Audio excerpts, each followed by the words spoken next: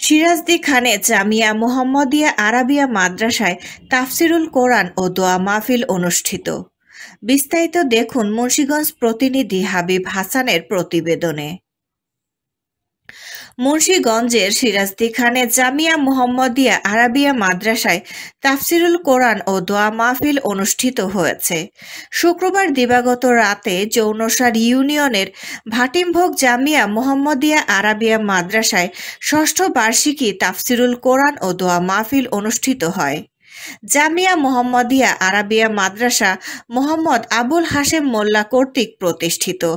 এই মাদ্রাসা কমিটির আয়োজনে মাদ্রাসা মিলনায়তনে তাফসিরুল কোরআন ও দোয়া মাহফিল অনুষ্ঠিত হয়। অনুষ্ঠানে দূর দূরান্তের ধর্মপ্রাণ হাজার হাজার মুসলমানের উপস্থিতি লক্ষ্য করা যায়।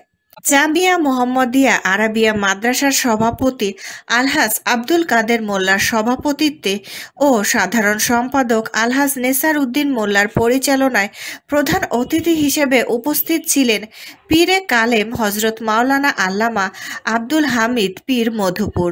বিশেষ বক্তা হিসেবে উপস্থিত ছিলেন হজরত মাওলানা মুফতি মানজুর হোসাইন খন্দকার, হজরত মাওলানা মুফতি ইব্রাহিম শরীফ মুজাহিদি।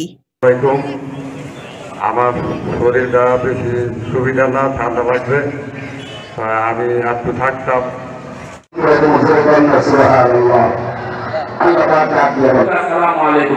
শুক্রবার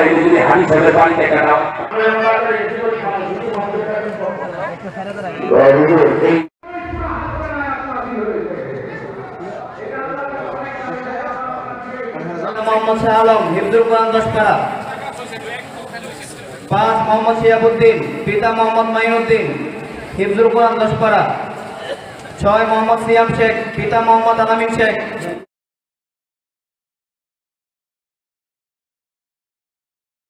মোহাম্মদ আবু বকর, মোহাম্মদ আলামিন, মোহাম্মদ রুমান।